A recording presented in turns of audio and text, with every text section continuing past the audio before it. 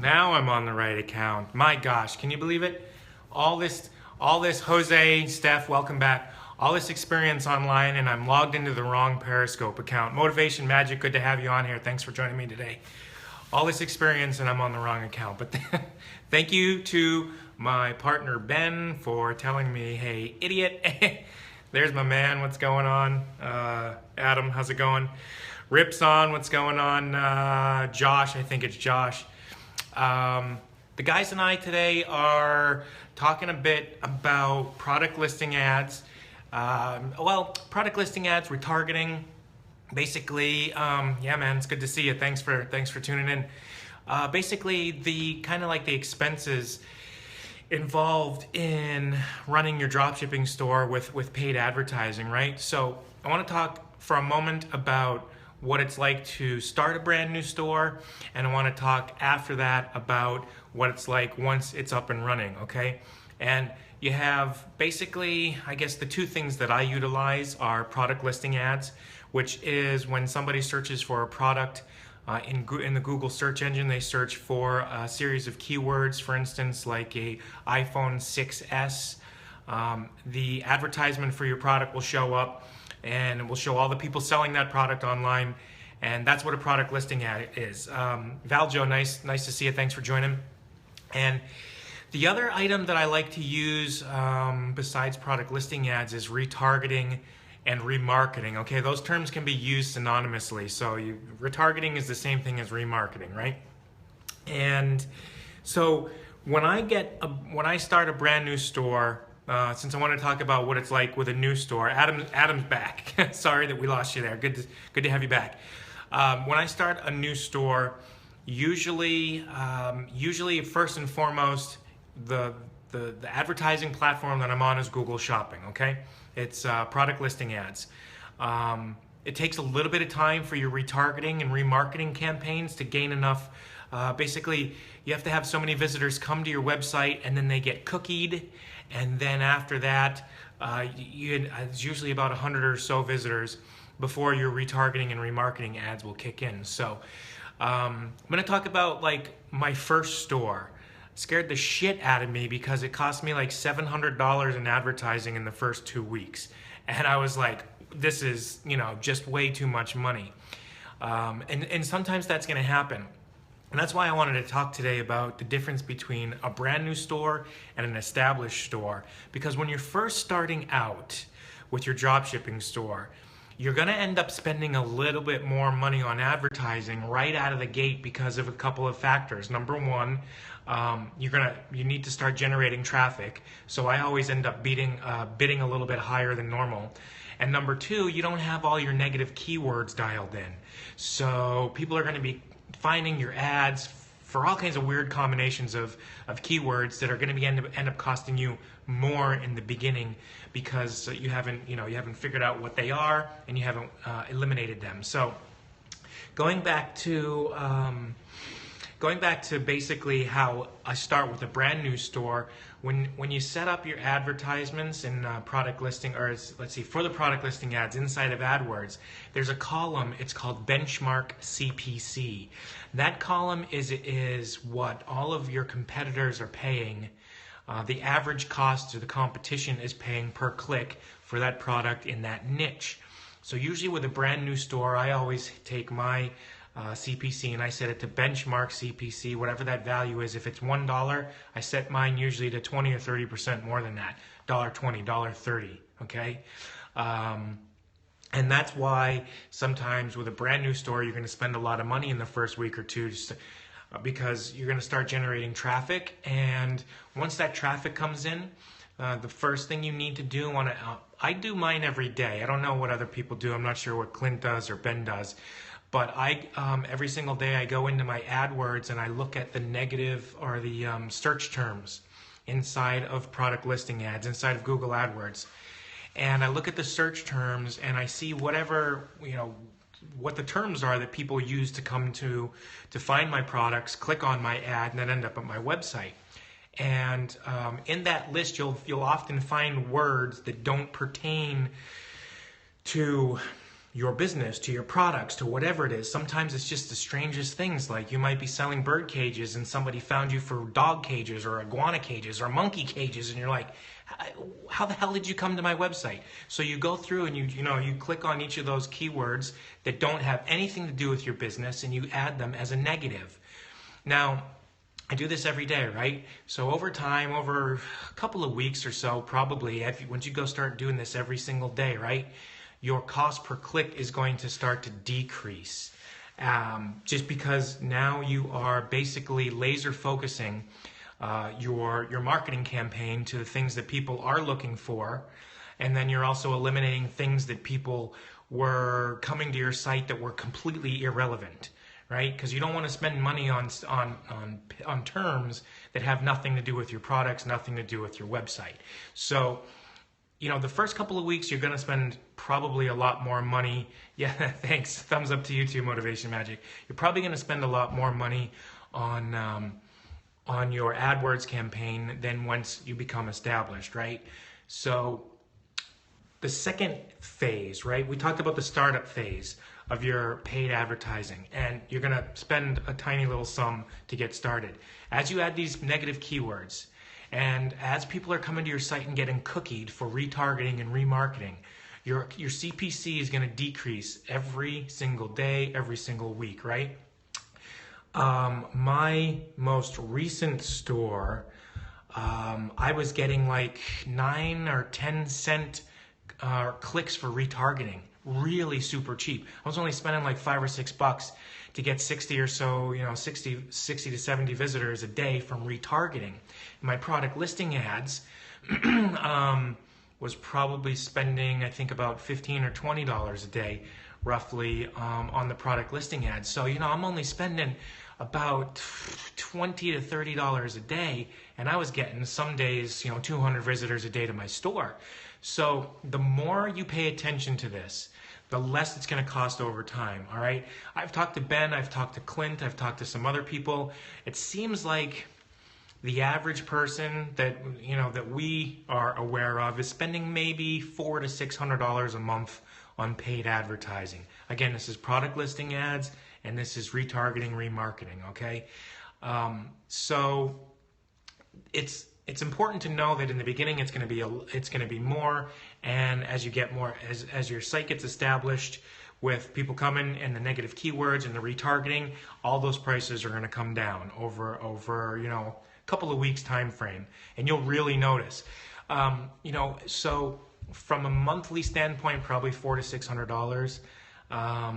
I don't know how to break it down, in the day, because here's the thing, right? With Google's advertising campaign, if you tell them that you're willing to spend $100, that would be $3,000 an ad spend over the month. However, you might tell Google that you're willing to spend $100 a day, but they only end up providing you traffic that costs you $20, okay? So even though sometimes you're willing to pay a whole hell of a lot more, the traffic may not be there. So my point here is you can't just correlate and say, hey, I'm bidding $50, $60, $100 a day. That's going to cost me $1,500 or $3,000 a month. That's not true, okay? Because you're making those assumptions that 100% of the people are coming to your site and spending your ad money, and they usually don't. I mean, I have mine at $100 a day, and I usually spend $20, $25. Some days less, some days a few dollars more. So that, you got to look at the big picture. So I also use that like I talked about before, when I'm starting my site, and I set my CPC to benchmark plus 20% plus 30%. I also have my daily budget at $100 a day, right? Because what I'm trying to do is I'm trying to get the most amount of traffic and the most amount of data in the shortest time period, so that I can start to eliminate those negative keywords, and I can start to refine my bids. My most recent store, I think I was at almost, the benchmark CPC I set, so I started above it, but then I started going down, and I found the sweet spot was about a little less than half of what my competitors' benchmark CPC was. I was bidding about half of that and still getting the same amount of traffic. I was like, I felt like a fucking genius because I'm spending so much less money and getting almost the same amount of traffic. And it's really important when you have to go in and pick those keywords and add them as negative, set up your retargeting, and overall you'll start to spend less and less money on your paid ads. Okay. Yeah. Thanks for sharing that, Josh. I appreciate it. So it doesn't cost an arm and a leg to advertise your business. Okay. The first couple of weeks you might spend more money, and then you can start to really hone in, laser focus your keywords, start to bring down your CPC, and hopefully you're not spending more than $400, $500, $600 a month, okay? And if you are spending that much, the idea is to get enough conversions, enough sales to cover that cost. Now, there's one thing that really doesn't, I guess is not involved in what I'm talking about today, but when you look at, I'm gonna throw it in anyway, right? When you look at how much money you're spending on an advertising, and you look at how many sales you've got, okay, you have to divide them out, right? So if you spent $400 on advertising and you got 4 sales, then each customer cost you $100 to acquire. Now, why is that important? Because if you only have a $20 or $30 or $40 profit margin to begin with, and you're spending $100 on advertising, then you're already in the hole $60, right? $70, okay? So you'll notice that things are gonna get better over time, but in the beginning, you might be losing a few dollars. It's not gonna necessarily be 100% profitable out of the gate. That's just not, Preston, good to see you. Thanks for joining, Preston. That's just really not the way it works, okay? And that's why it's important to add those negative keywords, to have the retargeting, and to get more traffic to your site, to increase the amount of sales, to decrease the cost per customer acquisition, right? So the more customers you have, the less you're spending to acquire that customer.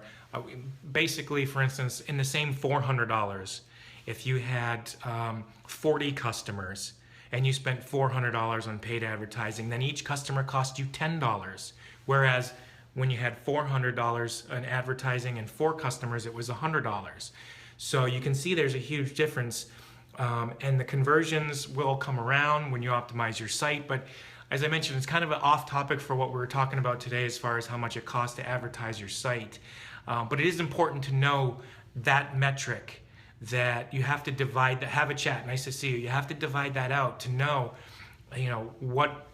how well you're doing. Especially if, say, for instance, you've been in business for 6 months, 8 months, a year, and you're still spending $400 a month and you're only getting 4 customers. You're just continually losing money in that instance, and you got to make an evaluation on whether or not this, if it's the niche or the store or the advertising method is worth it. So it's an important metric. But other than that, I just wanted to share my experiences with how paid advertising works on my drop shipping stores, how much it costs me in the beginning versus how much it costs me once a store becomes established. Appreciate the hearts, thanks for the likes. Is furniture a good niche? Motivation Magic, thank you for asking me if furniture is a good niche. I'm gonna go ahead and tell you no, and I'm gonna tell you no for 2 specific reasons, okay?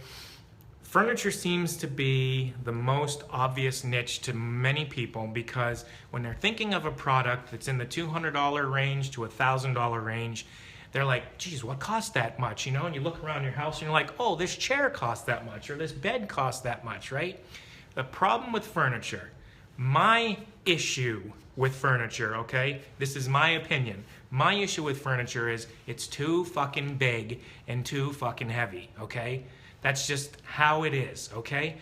My first store was selling furniture, and it's, yeah, dude, Josh, it's true. It's huge. It's just such a pain in the ass.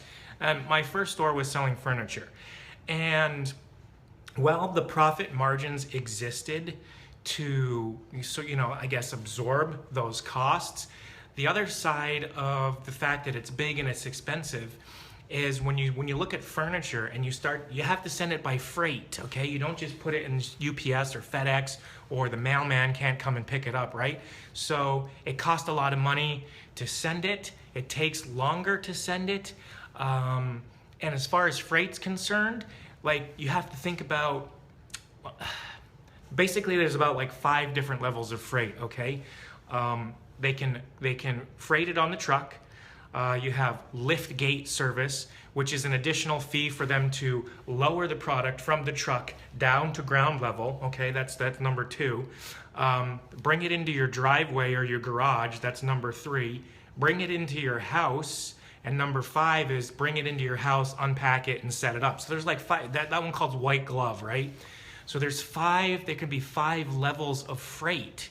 And each of those has an added expense, right? So how do you account for that? How do you charge for that when a customer comes to your store and they're buying a piece of furniture, right? To me it's an added nightmare. It was an added nightmare. I got rid of that store real quick. In fact, that's the store that I spent $700 in 2 weeks on, and learned the hard knocks about furniture. It's big, it's cumbersome, it's expensive. There's a lot of complications to the delivery services. Yeah, it is too many, no joke, Josh, it's too many extras to add onto Shopify. It's like almost not even possible to add 5 levels of shipping. Plus, when you send it, it doesn't matter where it's going. You can't just like configure Shopify for a flat fee, right? You know that when it goes one state over or one town over, it's this, it's $5, and when it goes across the country, it's $300. So you don't even know what it's going to be. The other factor reason I don't like furniture is it's a really long buying process, right? So the first store, the furniture store, right? I'm talking to Google on the phone, Google AdWords on the phone every single day. What's going on? Why am I not getting a lot of sales? They sent me this document. This document talked about furniture sales, how they were increasing online, but only about 14%. This is, when is this? February of 2015 is when they sent me this document, which I no longer have. I wish I could, because people have asked me to provide this before, but it said that only 14% of people buy furniture online. So that's not a very big percent of the market to me. It's too small, okay? And people need, when they buy furniture, hell, when you buy furniture, what do? You need to go to the store. You need to see it. You need to sit in it. You need to lay in that bed. You need to sit in that couch, okay? To me, it's just, there's too many factors. Furniture sucks. Stay away from furniture, okay? You're better off finding something that is certainly smaller, okay? You're better off finding something that isn't sold in just about every store that you can. How many furniture stores are there in your country? How many furniture stores are there in your town? There's enough. People will go there and they'll just find it, okay? Unless it's online for 50% off, they're probably not gonna buy it online. Especially if they can't go and feel it, touch it, that kind of thing. So that's my rant about furniture. Fuck furniture. Stay away from furniture, okay? Stay away from big, heavy items that require freight. It sucks. It's a pain in the ass. Plain and simple, okay? Thank you for asking that question, though, because I know a lot of people, you're right, fuck it. A lot of people look at furniture. This is, again, we're way off topic now, but I'm glad you asked this. If you want to find, I'm going to combine my 3, or let's see, between Ben and myself and Clint, we basically each of us have one specific thing that we really, really look for when trying to determine if a product is a good niche to sell in, okay? Ben's criteria: is it obscure? Is it hard to find in stores? The harder it is to find in store, the better it is for selling online. Because unlike furniture, you can't just go down to the mall, down to the next town, down to wherever, and look at the furniture in person, right? So that's Ben's. Is it obscure? Is it hard to find? I think it's a really good thing, actually. A really good, factor to throw in it. Okay, Clint's. he likes things that have as few moving parts as possible, okay? So no electronics, things that don't break easily, because things with as few little moving parts, no moving parts, what are we thinking here? Something like, I mean, I'll use a chair as an example just because it's something with no moving parts. It's furniture, don't sell chairs, but it's an item that doesn't have moving parts, right? So something like that is not gonna break easily, okay? That means you're gonna have less customer support, less returns, okay? So that's Clint's. And then mine, especially after getting involved in furniture, is I like to find things as small as possible, okay? Small enough to fit in a flat rate shipping box. This is kind of a hard criteria to fulfill. But here in the United States, I can send something from coast to coast in a flat rate shipping box for no more than like $14 or $15 US, okay? Imagine if you can find something that's $1,000, well, let's just say between $200 and $1,000, and only costs you $15 to ship. Brilliant. So take those three things, try and combine them. See if you can find something that's hard to find in stores, that has as few moving parts as possible, that has the cheapest shipping, or can be sent in a small flat rate box, or basically that the shipping is a fixed cost. It's going to cost the same to ship to the next town as it is to ship across the country, okay? Those are the kinds of things that you should be focusing on. I think actually the most important being Ben's topic, or Ben's item of, is it obscure? Is it hard to find in stores? I've sold furniture, I've sold luggage, I've sold all these different things that are not very obscure, and they've never been very successful for, pretty much for those reasons, because anybody can go to these places and buy this stuff in person. So those are my thoughts. Those are my rants. If anybody has any questions about product listing ads or retargeting, yeah, no problem, Motivation Magic. I'm here for another 20 seconds waiting for a question. Anybody got a question? No questions? I'm gonna go to the bar. My girlfriend's waiting for me. All right. So yeah, thanks for tuning in today, and hope you enjoyed this. Yeah, appreciate it. Thanks. You're welcome, Steph.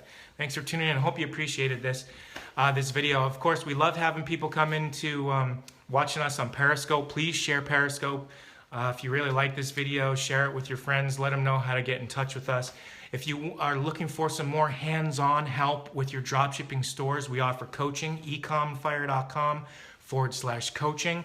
You can buy a package with a couple of hours worth of coaching, or you can buy the 0 to live package, where they take you from absolutely ground zero to up and running in 60 days, okay? EcomFire.com/coaching. If this was helpful, check it out. We'd love to, work with you and make your store successful, make you a success, and help you live the life of your dreams. That's it. I'm out. I'm going to the bar. I'm going to have a beer. Love you all. Have a great day, night, wherever you are, and we will talk to you another day. All right? Take care. See you. Yeah. Give me some hearts. Double tap that shit out of that right before I go. All right. There we go, guys. See you later now. Oops. How do I do this? Here we go.